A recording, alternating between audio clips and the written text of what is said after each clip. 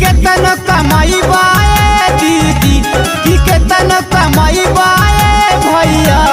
शिवाजी के गुरु न बनाई बता बड़ी पचा तैबे भैया शिवाजी के गुरु न बनाई बता बड़ी पचा तैबे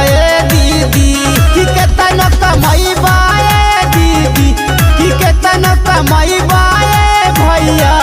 शिवाजी के गुरु न बनाई बता बड़ी पचा तैबे भैया